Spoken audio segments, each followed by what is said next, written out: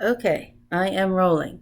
Hello, horror addicts. I'm Kristin Battestella, aka Kbatz, and as you can see, I'm not in my usual habitat that you're used to seeing for some of my videos. Now, I wanted to make a short video to talk about the HorrorAddicts.net online writers conference that we're having tonight. You know, one of those cute little Instagram stories of, "Hi, 8 p.m. Come chat with me right now." But today I went on a little adventure and the day didn't work out as I intended. But it's all good though. So let me explain. I did actually go out to the grocery store because, in order for your family not to pester you when you're doing your nice online writer chats at the HOW conference, you need to feed them. So I went to the grocery store, and it happens to be our bulk trash day, where everybody can put out all their oversized kind of trash at the curb. And I know I'm cheap and I know I'm thrifty, but I don't normally necessarily pick up things curbside unless it's something really, really amazing. So I saw a Playhouse on the curb that was actually, it wasn't the one that I had in mind.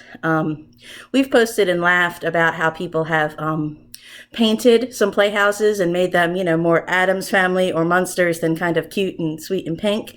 And so it's a project I've been wanting to do for some time, but I wasn't going to buy a new one. I looked online at some of the prices and some of the kits, and it's just not worth it if I don't have a child that age to really enjoy it. So I'd been looking for something sort of Craigslist or eBay or secondhand, or just asking people, around.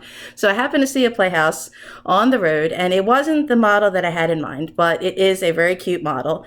But for those of you who don't know me in the real world, I actually drive a very small old car. It's wonderful and efficient, the Protege. I love it. So this Playhouse didn't fit in my car. I kind of drove by, and I already knew that. I didn't try and stop and make myself look silly in daylight, in the rain, trying to put a giant house in the back of my little car. It would have been like a Mr. Bean adventure. I could have strapped it on the top of the car and rode inside of it, right? But I was so out of breath. So I came home, put my groceries in the freezer, and then I actually took our hand truck that it can open up into a little dolly, and I actually walked down the road, and I picked up the Playhouse, as you can see. It's not that far away. Maybe a half mile was where it was. A neighbor, thank you very much. But the hand truck actually, at first it was making kind of noise on the dolly way, but then as I was walking, I could hold the dolly when it was empty. When I was walking towards it, I could hold it up and it wasn't making so much noise. I just looked like a strange person in a dress, in an orange hood, in the rain, walking down the road in the dark. I'm sure that my neighbors must have been out the window looking, thinking, where was I going? What was I doing?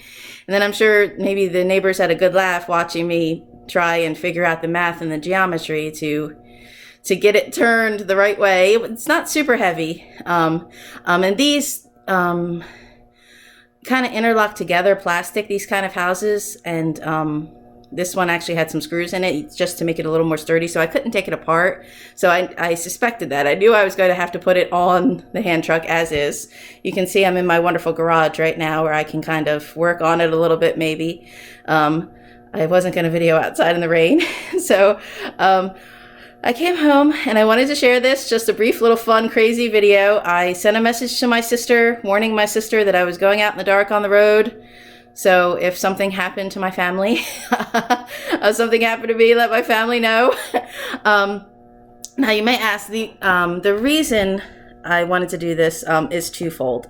As I said, I wanted to make a sort of mausoleum to match my cemetery. I've seen some DIY we've shared and discussed and had a good laugh about how these can kind of really be sandpapered up and painted and made to look spooky the way we like.